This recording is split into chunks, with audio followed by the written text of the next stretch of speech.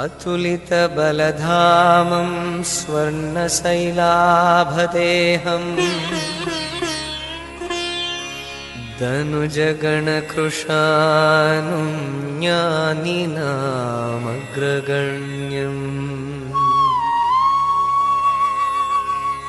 सकलगुणनिधानं वानराणामधीशम्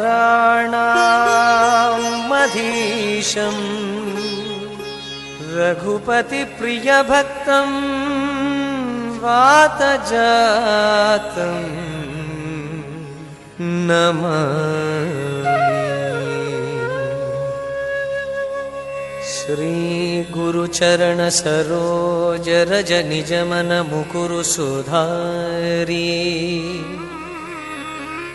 वरणौ रघुवरविमलयश जोदायकफलचार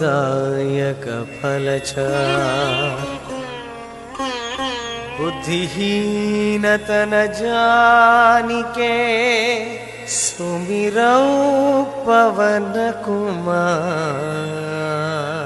बलबुद्धिविद्या देहु मोहि हरहु क्लेशविकार।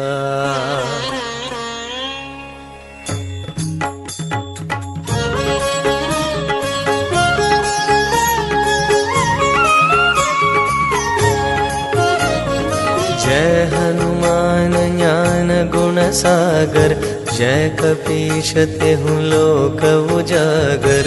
रामदूत अतुलित बलधाम अंजनी पुत्र पवन सुत नाम। महावीर विक्रम बजरंगी कुमति निवार सुमति के संगी। कंचन वरण विराज सुबेश कानन कुंडल कुंचित केसा।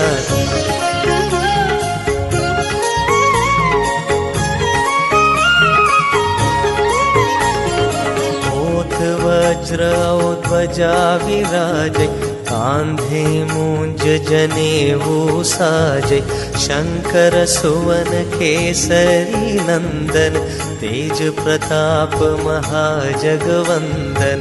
विद्यावान गुणी अति चातुर राम काज करिबे को आतुर।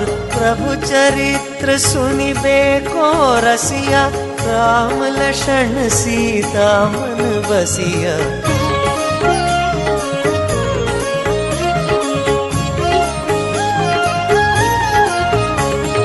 सूक्ष्म रूप धरि सियहि दिखावा विकट रूप धरि लंक जरावा।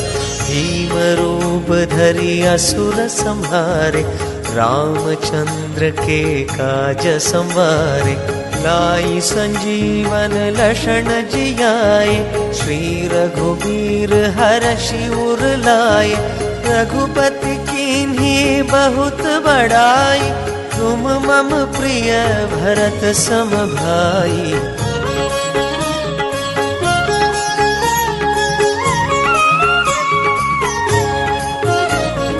सहस बदन तुमरो यश गावै अस कहि श्रीपति कंठ लगावै। सनकादिक ब्रह्मादि मुनीशा नारद शारद सहित ईशा। यम कुबेर दिगपाल चहाते कवि कोविद कहि सके कहाते। तुम उपकार सुग्रीव ही कीन्हा